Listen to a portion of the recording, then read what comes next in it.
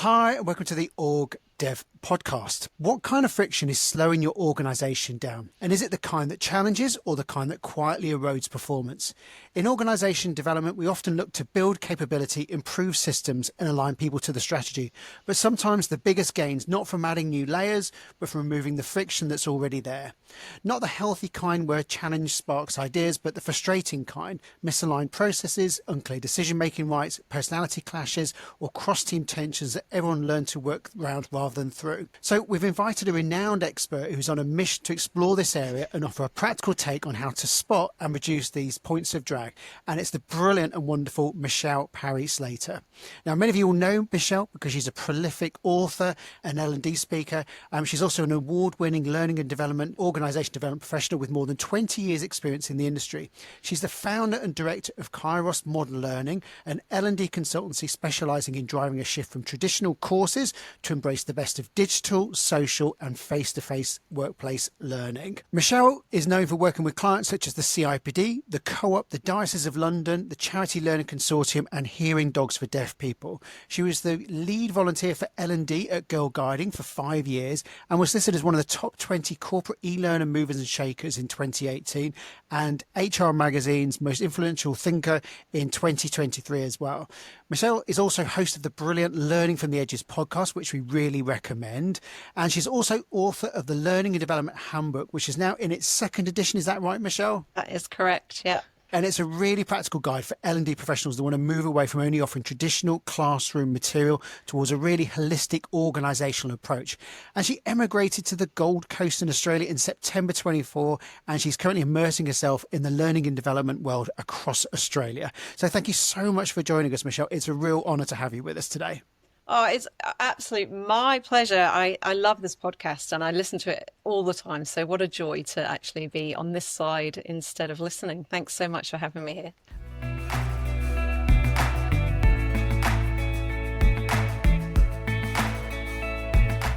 It's lovely to have you with us, Michelle. We've got so many questions, so much we want to ask you and talk about. So just to kick us off, just tell us a bit about the work that you do. So I really try and stay in that practitioner space, but essentially I'm a consultant. So I support people to think about workplace learning differently. And by differently, I mean what's right for them at the time. So some people have me down as, oh, she's that digital girl. She doesn't like face-to-face. Because in my book, I talk about digital learning. I talk about social learning, but I actually talk about the right learning for the right problem, for the right people at the right time, delivered in the right way. So really, it's about helping people to understand what's the problem that you're trying to solve. What's the language of your organisation? What are the things that concern the people in the organisation? And let's plug it in with some workplace development. Fabulous. And when you think about L&D and OD, do you differentiate between them? How do you where's the boundary? It's such an interesting question. So when I first started out in L&D, I didn't even know what OD was. I'd never really heard of it. I'd not got that language. But I've always taken work to be kind of a holistic things. You can't throw a stone in the pond and there not be ripples. And so whenever you do any learning intervention, it impacts more than, simply the leadership development, and that's kind of the point. It's supposed to change behavior. So when I wrote the book, a really respected OD practitioner who I adore said to me, it feels like you've written sort of an intro to OD book. I was like, oh, I'm not owning that. That's huge. But she said, really? She said, because your approach is really holistic. Your approach is whole systems thinking. And I said, is that OD? I was like, what is this thing that they call OD? And you ask 10 practitioners and get 10 different, sort of ways forward. But what I adore about your podcast and the way that you approach it is such a practical kind of approach. And that's what I take with learning. And so I think I can see really clearly the mesh between the two. And in that regard, I guess I do OD as well as L&D. Brilliant. And one of those shifts, kind of when you're just pure L&D, I guess, is moving from that kind of being an order taker and just creating creating content to kind of be more of a consultative partner. How do teams make that shift? How do L&D practitioners move from that kind of order taker to the consultative? That is the scariest part, isn't it? Because people feel like, I've always done what I've always done, and we stick in our comfort zone. And, if you've always developed a course and that course has always had, 3-day workshop, then every problem you look at looks like it's a 3-day workshop. If you've always put, disc profiling in your leadership development, then every leadership development program looks like it's got a disc-shaped hole in it. But actually, for me, it's really focusing on what is the problem that you're trying to solve. And that should be a business problem, not a problem of we need more bums on seats, or I need to spend my L&D budget, otherwise I'm going to lose it. If you can't spend it, it's probably because there's not a problem to be solved. But generally, there's somewhere there'll be a need for learning in an organisation. Because if you're not learning, you're not moving forward. You're not moving forward. You're going backwards, and your competitors are overtaking you. So it's as simple as that. So when it comes to how do you make that shift from order taker to a more sort of Andrew Jacobs calls it an engineer, if you like, that sort of focus on the wider organisation, it's just start somewhere. Start somewhere. I wouldn't start with why. A lot of people say, oh, just ask why. Why do you need another course? But why is quite confrontational. So I would tend to be a little bit more gentler about that and say, how do you know that this will have worked? What does it look like? Describe to me, if this problem didn't exist, what would it look like instead? And you can start to have a more generative conversation around that. You can start to really build a picture of the real problem. Because sometimes, along comes the sales director. Bob needs to go on a sales course. Well, okay, again, here he is on his 6th sales course, making no difference. Do you want one on Tuesday or do you want one on Wednesday? It's a bit like, do you want a red one or a white one? It's all irrelevant. What you really need to be doing is chatting with Bob, what's not working, and building a relationship with him, for him to be honest with you and say, look, I'm good at this, I'm good at that, but I just can't do that other thing, closing the deal or building the relationship with a new customer or whatever. And then you could perhaps get him a mentor. It's as simple as that. So what I try and do is encourage people to just experiment a little bit, be gentle in the approach. We are seen as the shopkeepers. So if somebody comes to you and says they want a course, generally they want a course. But if we want to take them in a different direction, something that is a little bit more holistic or more appropriate, the right problem being solved in the right way, we might just need to ask a few more questions. It's that power of simple questions, isn't it? Sometimes you don't need to do much. It can be one or two really simple questions at the right time, just to make people think slightly differently. You've got to know your audience, though, haven't you? Because sometimes there's a lot of ego involved in this. You've got a director asking an L&D person, and the L&D person generally is not an L&D director level. And so how do you deal with that hierarchy? How do you deal with that status and that ego? But gently is how I would suggest you to deal with it gently, but quite firmly. And if you can lean into that, how do you fancy being doing a bit of an experiment? Would you like to be the first in the organization to do courses a little bit differently? Sometimes you can get a chink in the armor in that way. One of the things is that learning doesn't always land in organizations, does it? There is a lot of investment. And I guess some of the things that we often find is that sometimes learning isn't connected to the strategy, for example. So what are the specific capabilities that this organization needs to develop in order to deliver on that strategy? Is that your experience? And if so, what is your sort of hypothesis about why that happens? 100%. And I put this squarely at the door of the L&D professionals. We've got to own it, and we've got to own up to this, because we count in the wrong stuff, bums on seats, number of courses delivered, how many e-learns have you done? No one cares. Nobody cares about that stuff. And nobody really cares about learning and development, in truth. Oftentimes it's because, we have to do it, it's compliance. They don't necessarily say, this is a problem, Bob's not closing his deals. They don't think, he needs learning. They think, I'll sack him and hire somebody else. And they'll go to recruitment before they'll come to learning. So we're not good enough at what we count. We're also not good enough at shouting about the good value that we bring. And some of this is because we are doing work which is spinning around a business, but not actually rooted in anything of value. So we're not sort of going out to our stakeholders and asking what their strategies are so that we can bring an L&D strategy out of their strategies. We might create an L&D strategy, but what is it based in? And how is it benchmarked outside of our organizations? So I'm afraid I am a little bit cruel to my fellow professionals in this one, because we're not good enough at the strategic stuff. But it's not difficult to learn how to do that. There's loads of material and stuff out there. I'll give a shout out to Michelle Parry-Slater. She does great work in learning strategy space, and she puts a lot of it out there for us to learn from. We do need to be able to deliver on an organizational strategy, because if you can, then you demonstrate your value. If you've got your organizational strategy, you pull from that, these are the problems to be solved, these are the things we want to focus on, and you play right into that, how are you not bringing value to the organization? Whereas what I'm noticing at the moment is there's a lot of L&D professionals who are not in work. They're struggling to get the next gig. There's freelancers going into jobs because, the market is really, really hard at the moment, and you're easily expendable if you cannot demonstrate your value. So I think it's an absolute imperative that we get better at the strategic stuff. Because often there's a flaw in many strategy processes. Like you have the artifact of the strategy, everyone congratulates each other. And this is next level thinking almost, isn't it? Because if you actually ask the managers that help develop it, what are the capabilities? That isn't necessarily something they've considered or thought through. So there's a partnering element to this, isn't there, to support them in developing that. And it fills the gaps in of the strategy anyway, doesn't it? 100%. I mean, the first question you should be asking when the strategy comes down from above is, do you have the capability to deliver on that? And the answer will be often a blank stare. Isn't that your job? Don't you do that? Aren't you the learning person? Well, what capability do you have? Well, I don't know. Do you have any performance conversations with this? Nah, we meet with them regularly, but do you record any of that? No. And so, we do have the opportunity to be that consultative partner to really support and encourage good conversations within an organisation and identify what that capability is. And I think there's a crossover here between talent and learning. Some people call it the same thing. Some people it's very separate.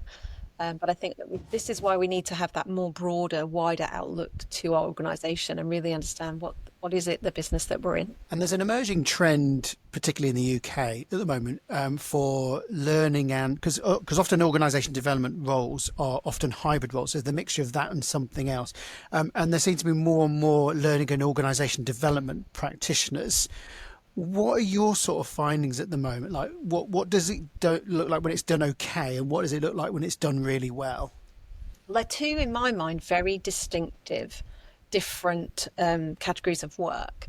That if you're in learning, you're not necessarily an OD, and vice versa. But what I've noticed, certainly in Australia, is that learning and OD is the same. It's like the jobs are advertised as L and OD jobs.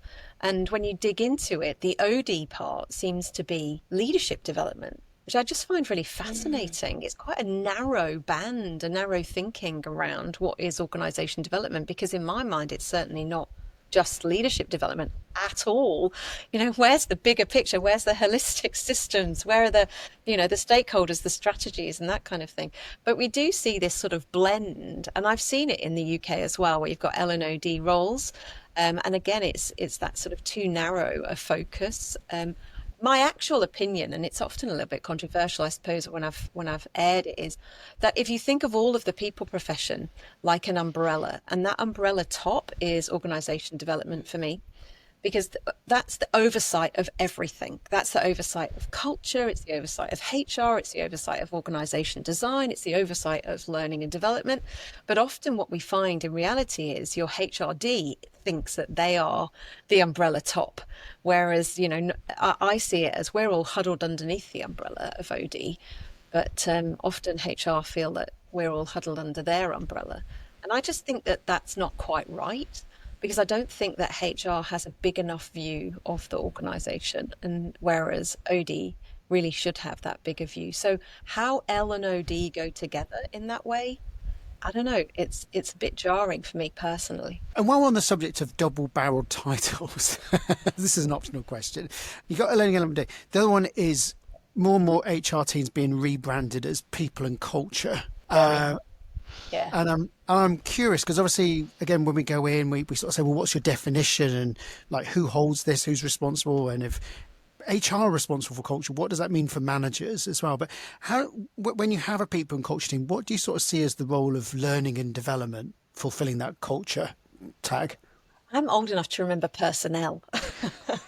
Before we even became HR, before we then became people and culture. And it really is it feels like a semantic shift in some organisations, but it actually feels like a real shift in others.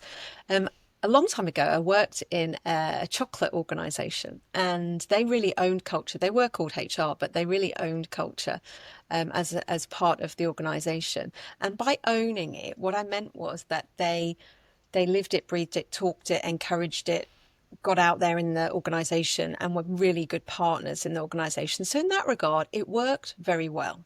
However, I've seen others where it is literally a rebrand. We're now people and culture. But what does that mean? Because culture is ethereal. Culture exists in an organization because of the history of the organization, the stories that are told, and the people.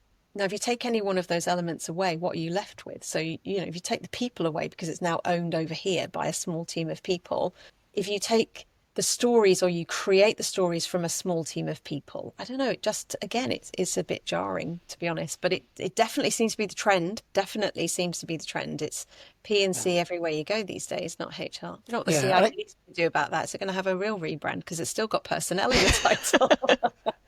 Yeah, and I guess sort of coming full circle to the questions we're asking here, which is, if you're an order taker, are you shaping the culture? Are you actually going on the front foot and going, right, this is what the culture needs to become as well? No, but what's really interesting for me in learning and development, if we have a unique position in an organization, because we meet so many people, you know, they come through our training room or they come through our live online classroom, you know, we know a lot of people and we can therefore influence a lot of people. So we do shape the culture, even if we run courses. Now, where I say no, if you're booking in externals, you're outsourcing your culture, basically. You're outsourcing the ability to grow and influence your organization. So for an in-house L&D team, I think you have a lot of influence over culture, even if it is owned by your former brand, you know, what is it? HR formerly known as or whatever. I think there's an opportunity for learning to be more deliberate and in its culture shaping. And therefore, I guess that does step into that OD space. It's a very wonky line, isn't it? Because sometimes a really big opportunity, but it's actually seen as a burden, a bit of an onerous thing, is mandatory training. Because you've got the ability to embed something that's so critical into the culture, but it's served up as this turgid, dry kind of punishment for people, isn't it? You've got me on my soapbox now because I feel so strongly about compliance training, mandatory learning. It's our absolute shop window. There is no doubt about it that we are wasting our opportunity in L&D to really serve up what should be the best learning experience that anybody does in our organizations, because it's the one that everybody does. So if everybody goes through it and we're serving up, as you say, our turgid, you know, terrible learning experience, then the next time we put on something discretionary, people are like, oh, God, no thanks. I'm not going to do that. And it's why e-learning's got such a really bad reputation. You know, we just think click next, quiz at the end. You know, in fact, my husband said to me today, he said, oh, I had to do some learning today. And I said, oh, that's interesting for you. He says, well, I put the videos on double speed. I went off and did something else, came back and took the quiz. I was like, what? Your wife works in learning and development and you disrespected it that much? I shouldn't have outed him, should I? Shouldn't have said my husband. I should have said, somebody I know. But again, if you look at it through an OD lens, it's a game, isn't it? It's, yeah. I know I have to give you mandatory training. You know you have to do mandatory training. So let's just implicitly agree to just get this over and done with as quickly as possible. No, Gary, no. Let's deliver the best learning experience that anybody ever has. Now, there's a case study in my book about this from Channel 4 and Actian. And Actian are fantastic at this work. They really, really get under the skin of an organisation and they deliver something that the organisation recognises. So when they delivered anti-bribery and corruption training for Channel 4, they delivered it like a, you know, Channel 4 is edgy, it's a bit sweary, it's late night, you know, that's sort of the feel of a Channel 4 TV show. It's lots of bright colours and they delivered learning like that. So people in the organisation went, oh yeah, it looks like us, feels like us, that is us, that must be important. I want to engage with that. And they did really well and they got loads of awards. This was 10 years ago, 10 years ago. And yet here we are, still delivering up the turgid click next e-learning that people can put the video on twice speed and walk off and go and do something else because we Yeah. feel like that's good enough. It isn't good enough. And so when we think about organization development, HR, all of our people profession coming together and delivering great work, compliance is a really easy win for me. As far as I'm concerned, we should be really investing in our compliance, because why do we have it? We have it to stay safe, to stay legal, to be ethical. These are really important things. So why are we doing something really important in a really poor experience? Doesn't make any sense to me whatsoever. And it's not necessarily how people learn either, is it? Someone shared with me the other day that they had to do mandatory training around belonging and inclusion. And how do you change someone who has a particular mental model of biases around the world through that kind of learning? Like, what does the L&D sort of say is the best way for people to sort of change their perspective on things like belonging? When you make somebody feel something, they will have a response to it. So a lot of the learning interventions that I encourage are, what are people feeling? What are they experiencing when they go through that? And there's a great video out there. It was actually done by a beer manufacturer, where they got people together to basically have a chat. But what they did was they filmed them and they put very opposing views together, but they didn't tell them anything about each other. It was just two people that met. And then they gave them different shapes, and they built a bar essentially and shared a beer. And then they showed videos that they had made previous to this, where they were giving their opinions. And they were very, very opposed opinions to the person they were literally sitting opposite at a bar. And those people were like, oh, well, let's have a chat about that. They didn't walk off. They were having that human to human connection, even though they were, totally at polar opposites.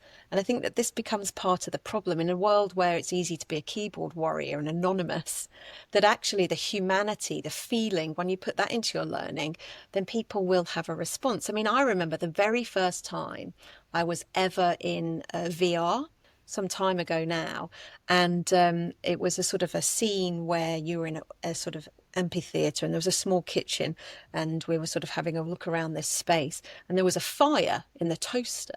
And the guy I was with, he said, "Oh, there's some fire extinguishers, in VR. Pick up the fire extinguisher, put the fire out." And of course, I chose the wrong one. Hadn't done the training, and blew up the whole place. And I still feel bad that I blew up a VR imaginary space. This is years ago, and I still feel bad about that. And if anyone says VR, I have this little kind of inside me go, huh? Because when you have an emotional response to something, when you actually feel it, and that doesn't have to be as deep as that. It doesn't have to be as deep as having a conversation with somebody who you politically oppose or you are socially opposed to. But you can create feeling in learning. You can create a response. It doesn't have to be just click next, get the quiz, get it out the way, get it off my desk. It's a thing to do. That's not learning at all. Yeah, so I was going to ask, so you've got your second edition of the Learning and Development Handbook. What were the big changes between first edition and second edition, and kind of what does that say about how things are evolving? It's an interesting question, because when I got asked to do the second edition, I was like, my baby is perfect. How can I possibly do another edition? What are you talking about? And then I sat down and I thought, well, what has changed? And initially I was like, well, nothing really has changed, has it? But then actually everything has changed, and yet nothing has changed. It's really interesting that at the moment I am visiting tweets that were they were the sort of the body of work I did in 2015 that then became the book. And they're 10 years old now. And so I'm revisiting them each day by day on Blue Sky rather than Twitter this time, to decide what has changed and what hasn't changed. And I find it really interesting. So things that have changed, the technology, the platforms, we didn't have this technology, Riverside, that we're recording in today. So we've got lots more technological advances. So it's easier to create videos, podcasts, resources. Those are all a lot easier. But what hasn't changed is people's need for connection. And in fact, I think that's increased in a post-COVID world, people's need to connect with each other. And so we've had a bit of a rush back to face-to-face. It's not necessarily the right solution for the right problem, but it's because people want the feelings, people want to make that connection. So my call out in the second edition is, call it what it is. It's networking. So if that's what people want, put that in. but it's not learning. So call it what it is. So there's certainly a need for that. Other things, of course, we can't deny. The AI revolution is here. Now, the book was, I don't even know about books. You write them months before they actually come out. So when I wrote the second edition, AI was quite nascent, whereas now it is de rigueur, isn't it? It's every day. So I think if the third edition was to come out, that would definitely be a big shift in how we're using AI. But at the time, it was a little bit of a start. But what hasn't changed is in the book, I am encouraging people to give things a try. Try things differently. Don't just keep turning out the stuff you've always turned out, because that's your comfort zone as an L&D practitioner. And actually, we're encouraging every time we run a learning intervention, we're encouraging our learners, the people who are in that room or on that learning experience, to step out of their comfort zone into their learning space, into their growth zone. And yet we're perhaps guilty of not doing it ourselves with the materials and the exercises and the experiences that we produce. So that hasn't changed in the book, because I am definitely encouraging people to just give new stuff a try. You mentioned AI. It can't not come up in a conversation like this. With just a few prompts, anyone can generate a workshop outline and some content. Where are the opportunities and where are the risks in the ability for democratizing a lot of the L&D now? I think that actually AI has just highlighted the fact that content is everywhere anyway. So even without the ability to pull it together in seconds, and it is literally seconds, you could have, we could, before the end of this podcast, have a brand new blended leadership development program, which is at the cutting edge of thinking. And it could just be producing that for us within seconds. So the whole idea about content is not the point. Context is the point. And so as an L&D practitioner, if you're fearing for your job because of content production, you're missing the point. You shouldn't be fearing for your job, because we will always need to provide context. We will always need to help people to synthesize the learning experience to their reality. And it comes up with the question of, where does the learning happen? Does the learning happen as they're going through that experience? Or does the learning happen when they take that back to the workplace and try it for the first time, reflect on it, try it again differently the next time, reflect on that? And I think for us as practitioners, we need to build in that reflection time to our experiences for people, because they tend not to. They'll go to the intervention, they'll do the 3-day leadership program. Maybe the content's been created by AI, maybe it's brilliant, but then they go back to the day job and it all is forgotten. And when you ask them 3 months later, what was it like? They'll go, oh yeah, there was that thing and I watched that video, and oh yeah, the lunch was lovely. That's reality. Just starting to see this a little bit, and again, just get your view, is as you start to, because there's a lot of, particularly whether you're delivering OD interventions or whether you're doing L&D interventions, there's a lot of logistics and stuff that has to happen for a session to happen and happen well. AI is going to automate a lot of those processes, and yet it's often seen as an efficiency. That's great. We now don't only need a coordinator or whatever, but the opportunity is for people to actually, well, actually that frees us up to do a lot more interesting work. Actually, start partnering to the organisation. What can L and OD teams do to make sure that when it's not seen as an efficiency saving, but an opportunity to optimise the organisation? This has been the same, if you go right back when books were invented, people said the same things. Books were, they're just going to stop people's brains from working because it's all written down. And, when cars were invented and you were working with anything to do with horses, game over for you. But, people are always going to need horses. So we've got the same kind of thing happening now. It's when we move from field to factory, from factory to knowledge work, and now we've got augmented knowledge work. So for me, it's about looking at AI as that augmentation, as it's you plus. And so I don't think we're ever going to be, I might eat my words in 5 years' time, but I don't think we're ever going to be out of a job, because it's not just content. It's not just the logistics. It actually frees up our coordinators. By coordinators, the more junior roles. Is that what you're sort of indicating there, Garen, that people coming into the profession, I think they can upskill to be facilitators, for example, much quicker than they used to be able to. You used to have to sit in the chair because there was no hierarchical sort of, you had to do that. The hierarchy meant that there was no way up without sitting in the chair for a few years. Well, skip that step, just go straight to facilitation. And when you see the quality of people who are coming through, I'm thinking about people who are in the 30 under 30 cohort for learning technologies, for example. They're brilliant brains, brilliant young minds who don't need to go through that. Just because we all had to do that, doesn't mean that the next ones had to do that. We just skip the steps and go straight to the good stuff. And we're always going to need that facilitation skill. We're always going to need the people that help others to think, that help other people to reflect, that help people to, let's imagine, take the artifacts of culture that you might be creating in an OD space and actually understand, what does that look like when I apply it to my team? Hi, we're just pausing this interview for a moment. Have you ever finished an episode of the OrgDev podcast and wish you had a cheat sheet that summarises all of the key points? Us too, so we made one. It's called From Pod to Practice, and each week in our newsletter we'll share a 2-page summary of the latest OrgDev episode, and it includes key takeaways, a reflection prompt, and one small action you can try. And it's all in a digital format with space at the end to add your own notes and reflections, and it's designed to help you take the learning from the podcast into your day-to-day work. So to get your copy, just sign up to our Next Step to Better newsletter. The link's in the show notes, or you can visit our website at www.distinction.live to get the latest From Pod to Practice in your inbox. And let us know what you think. We'd love to get your feedback. Changing gear a little bit, what was your journey into this work? How did you end up doing this work? By accident. I don't think anybody sits age 5 years old, oh, miss, when I grow up, I want to be a person who works in L&D. Like, I'd never even heard of OD, and now I do quite a lot of OD type work.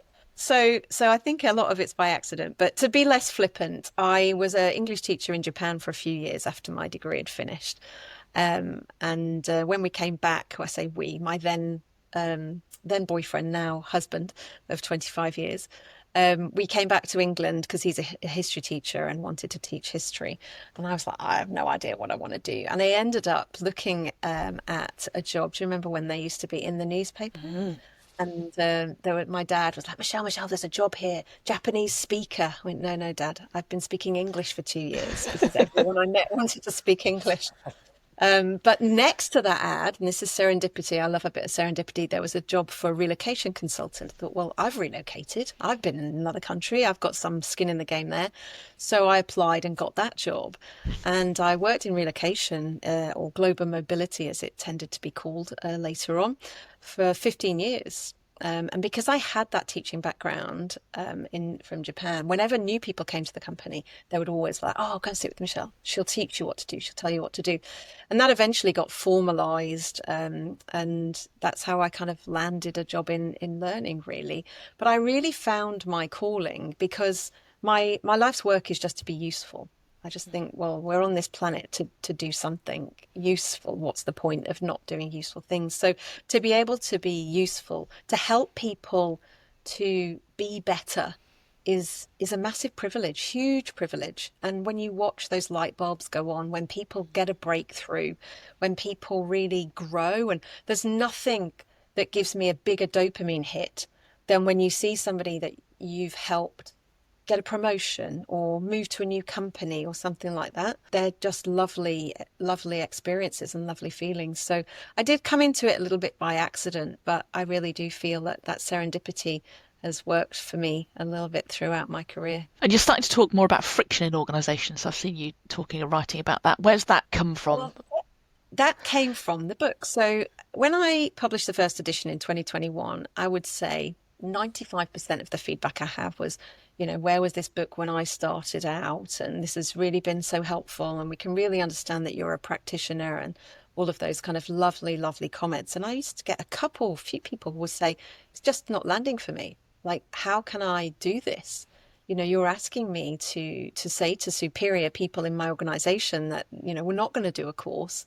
How can I even start having that conversation? I was really curious about it. So during the course of 2022, I started to do some desk-based research around why are people so stuck in hierarchy? Why are people so stuck with the inability to have courageous conversations, to speak up in their organizations? Now, ultimately, it comes down to the fact that we need to work for money to eat, to pay our mortgage, to pay our rent. And, you're not going to bite the hand that feeds you. But that curiosity has led to more and more conversations around how organizations are hindering themselves by not letting the brilliant brains in their organization to be free and to be open and to talk about things that are fantastic innovation. People are just afraid. And I felt that fear. I mean, I've been in organizations where I've been afraid, and certainly my very first job was in a bank. Got told off for laughing at work, and that's still with me today. I still, how could somebody tell you off for laughing at work? Yeah, I was. And so how you behave in work was quite formulaic and quite boxed in. I love it now, though. I think I see younger people coming through and they're just taking none of this nonsense. They're just like, I'm out of here and moving on. And I think that we're still shedding that old paradigm of a job for life, or the loyalty and the respect and the hierarchy. And where possible, I really advocate for moving from that sort of ecosystem of that hierarchy into an ecosystem where all the brilliant brains are harnessed, influenced by people like David Marquet and his intent-based leadership, people like Nancy Klein and her thinking environment. Because when you do let people free to think, when they are able to be the best person they can be at work, everybody wins. Everybody wins. So the opportunity, I guess, for that to happen is really what's important to me. And so I'm lucky and in a bit of a privileged position where I can support some of that. And so I've put flat structures into organizations before now. I've encouraged my clients to go flat or flatter, so that we can get rid of some of these old type of thinking. So do you see hierarchy as kind of part of that kind of friction that needs to be? Definitely caused a lot of friction. Yes. So from that research, that desk-based research, I started Learning from the Edges podcast simply because I wanted to have the conversations as research pieces anyway. So I thought, well, if I'm having conversations with interesting people, I may as well stick them out there. And really to explore, what does friction look like on the ground? What does friction look like in a variety of different settings? So spoke to people about HR and the setting of HR, neurodiversity. Garin was a brilliant guest talking all about organization development. So looking at that from a variety of different lenses. And what was really interesting across the entire suite of those conversations was very similar themes. And a lot of it came down to hierarchy, status, ego, pay grades, these sorts of things were the sources of friction. So if you can eliminate these sources, actually work flows more freely. And some organizations are really doing this.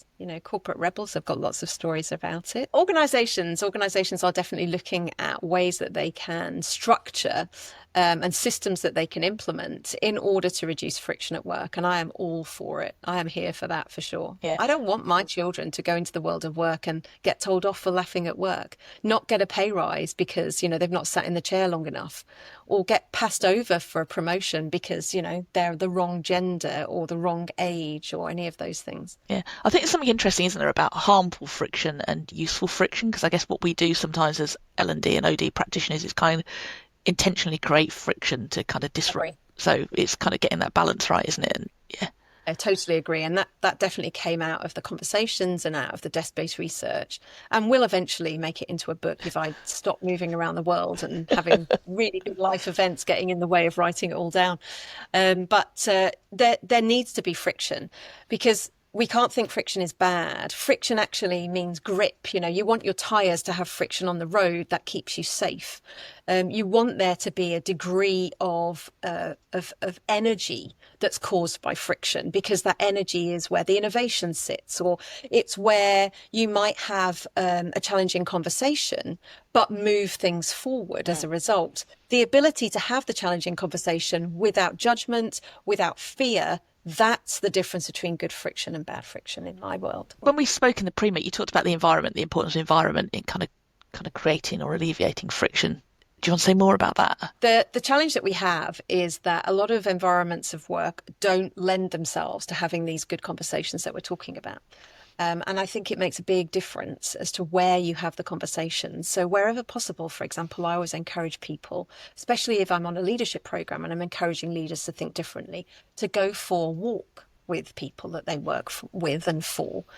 Because when you've got eyes front, there's less friction. It's as simple as that. It's why, they always say talk to your teenagers when they're in the car.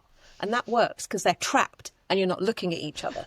But, when you're on a Teams meeting, it is really unnatural. Human beings don't stare into the eyes of other human beings unless they love them.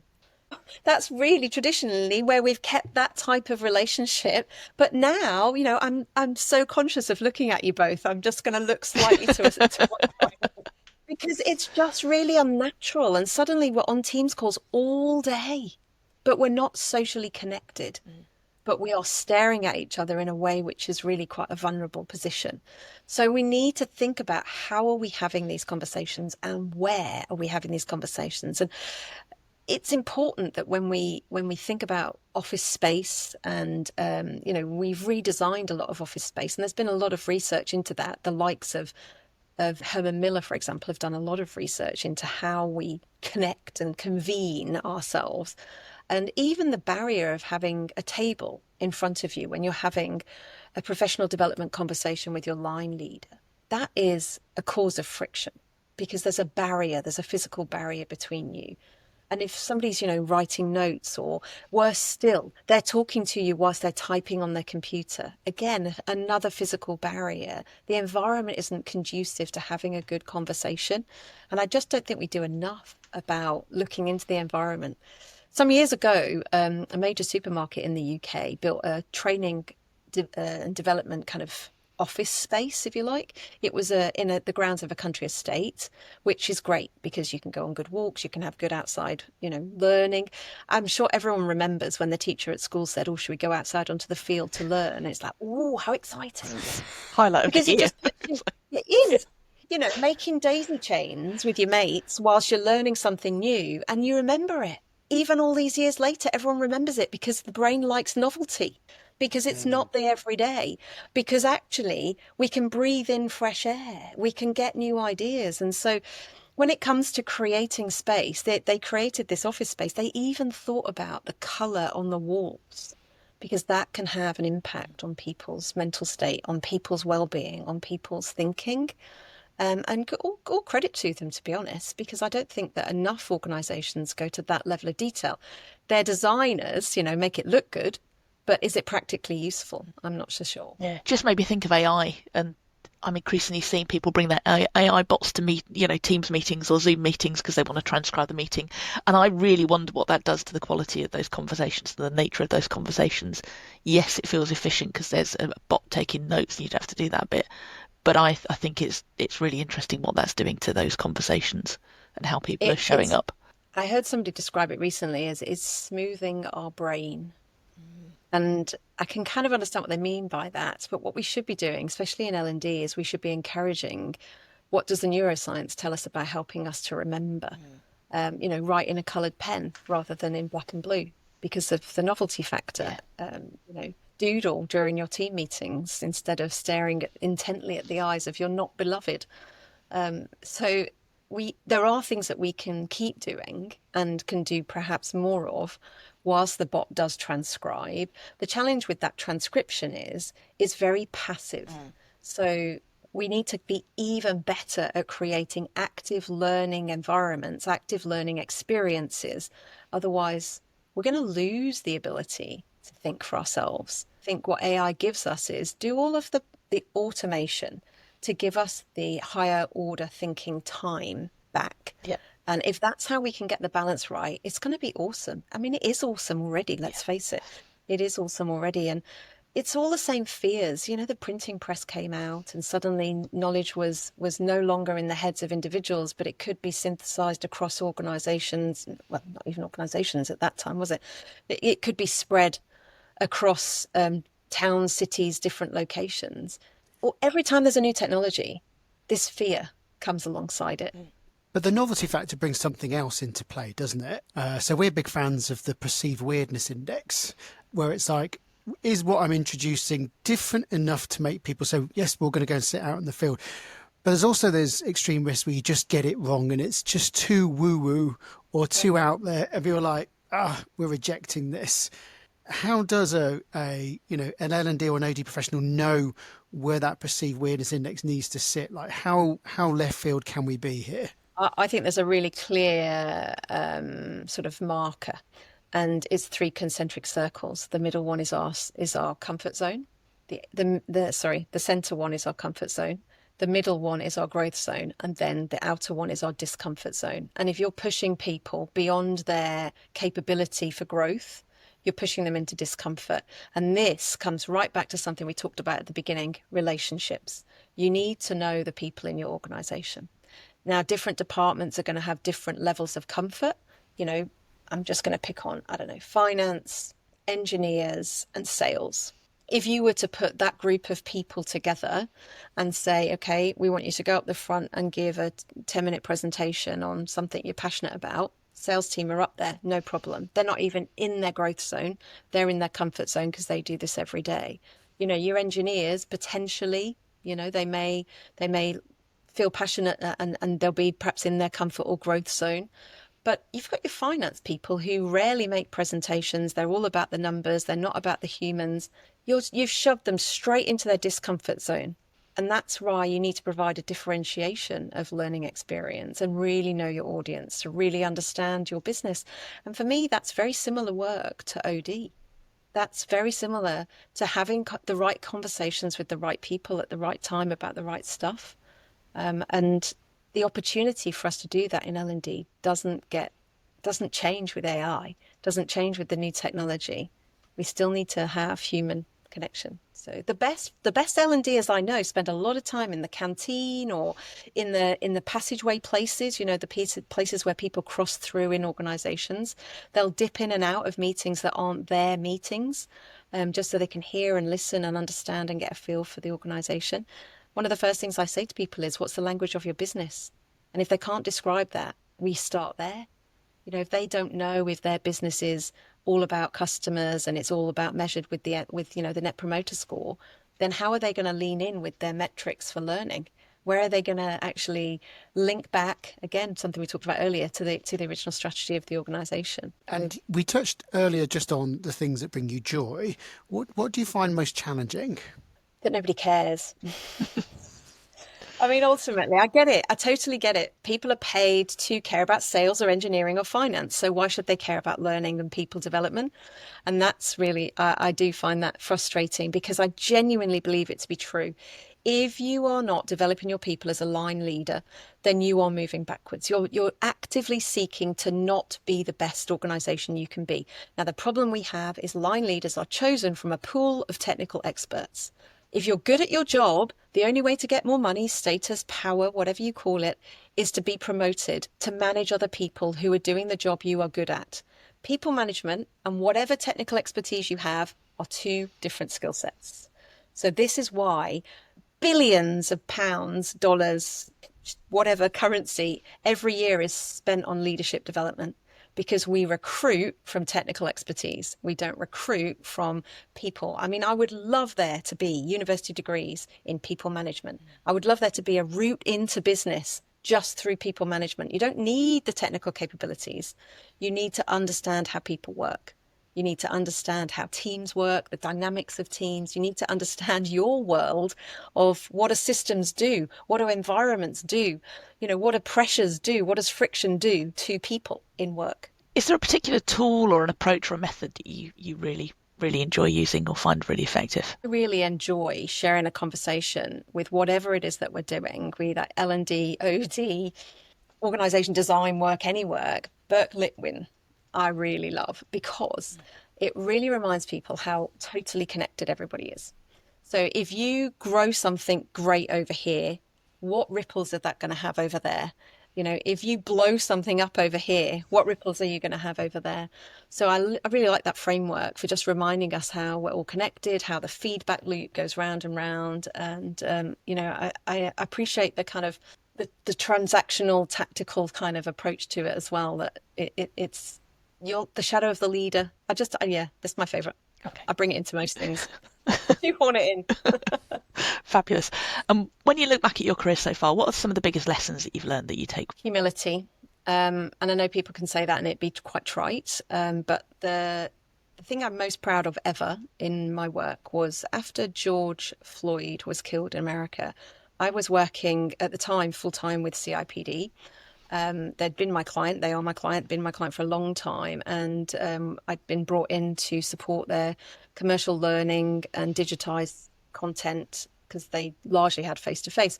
So we were working on that particular project. And out of nowhere, after that killing, Peter Cheese, the CEO there, had addressed the sort of the wide organization and said, we want to do something here. We want to make an appropriate response.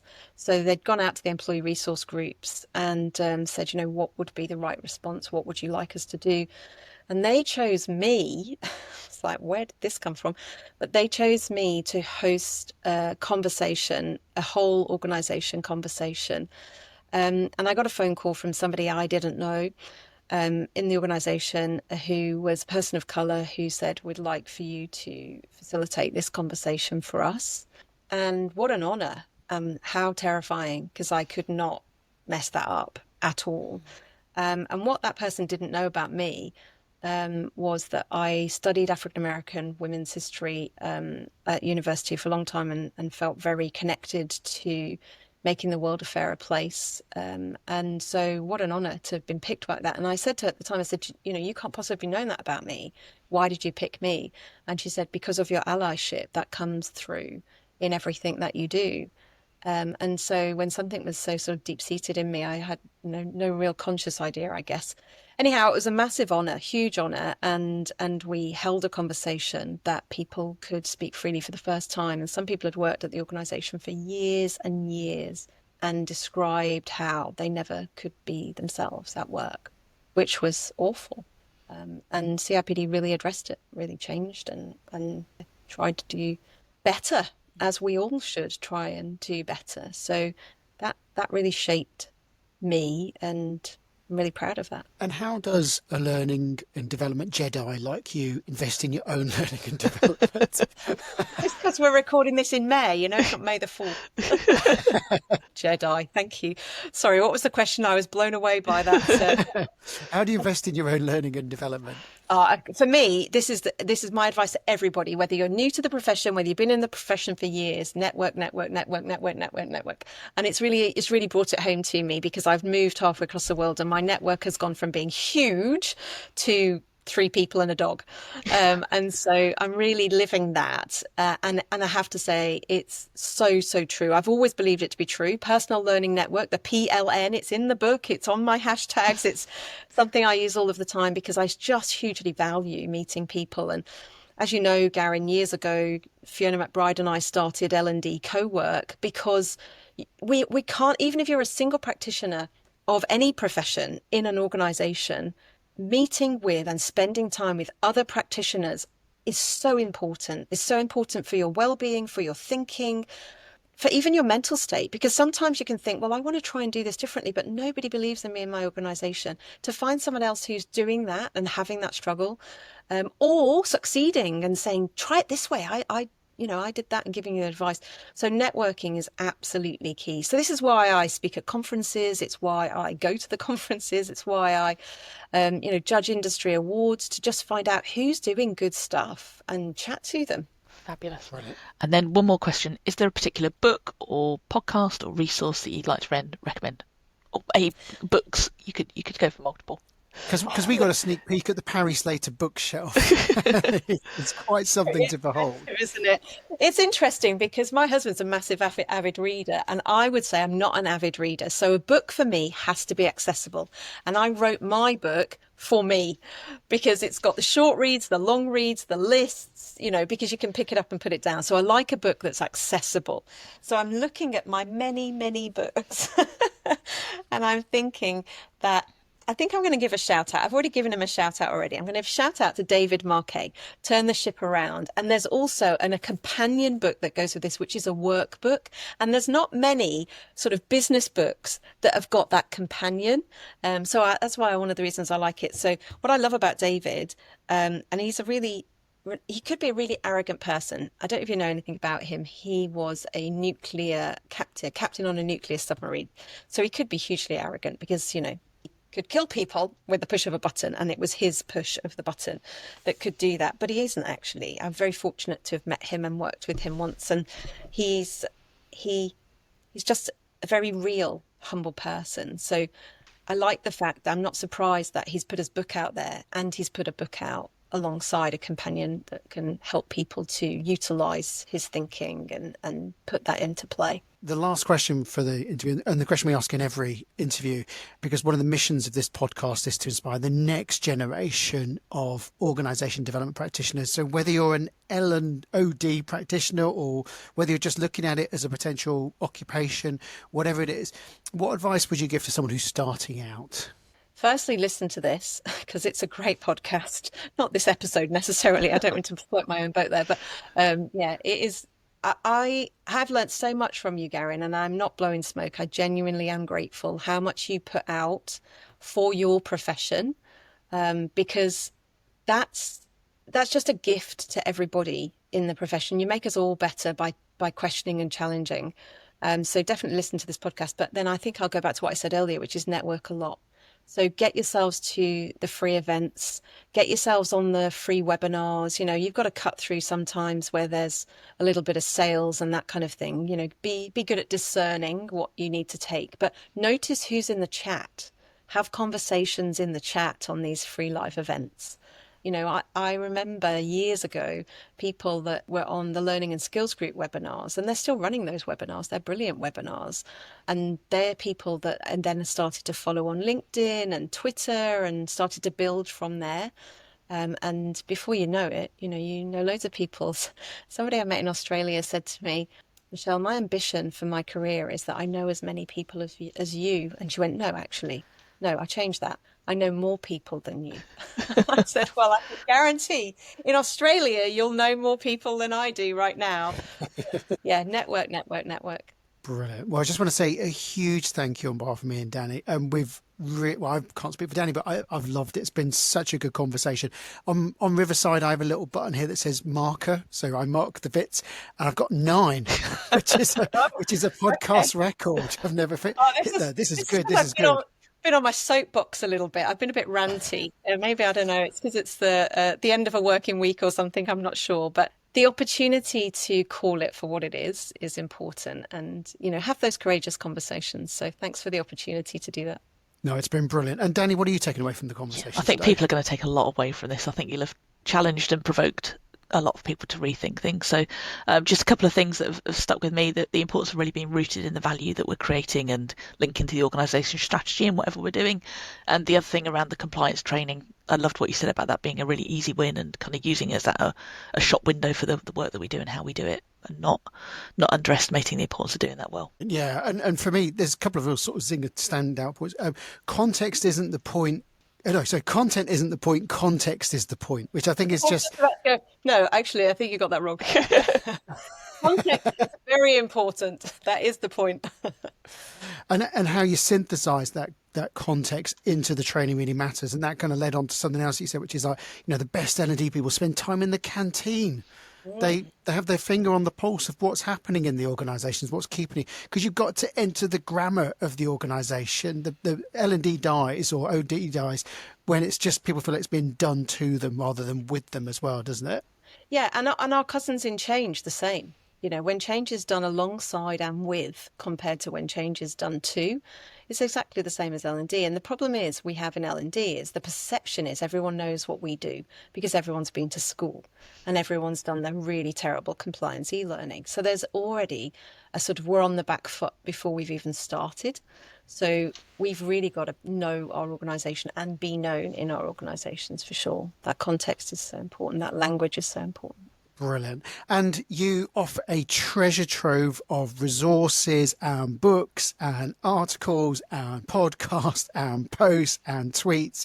If people want to follow your work or engage with you, or, you know, just to order the book, and of which all this will be in the show notes, what's the best way for people to reach out?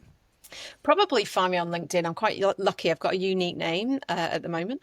Anyway, so yeah, find me on LinkedIn. But please put a little note when you connect, because I get, 20 a week of just connect. I'm like, who are these people and why do they want to connect with me? Do they want to sell me something? But when it comes to my best advice of network, you wouldn't run up to somebody in the street, give them your CV and run away. And when you connect with somebody on LinkedIn without a note, that's actually what it's like. It's just like, here I am. Well, who are you? And what's the context here? Like, what's the connection? So just give me a little note and I will be sure to link in with you. I want to say a huge thank you, Michelle. It's been a really brilliant conversation. If you are watching this conversation and you think you know someone that would really get a lot of value from it, maybe it's a learning and organisation development person that's a little bit lost and trying to find their way, or if you're coming up, you know people or a team that's struggling, then please share this podcast with them. We get so many shares every single week. And if you enjoyed it, hit the like button because the algorithm gods love it, and also hit the subscribe button as well, because the more people that we can reach out to, we can just keep the podcast going as well. But thank you so much. But most importantly, thank you so much, Michelle. It's you are the furthest person away we've ever interviewed. I think Seattle was the previous record. It is now about 10 o'clock at night after a long day of work for you. So, on a Friday. So thank you on a Friday for pushing it through. So on behalf of our audience, thank you. No, there's nothing like an energizing conversation. So it's all good. It's all good. And let me just say, I'll give you a little code that anyone who's buying the book from this podcast can get a discount as well. Brilliant. We'll make sure that's in the show notes. Thank you so much, Michelle. And you can go to bed now. Yeah. Good night.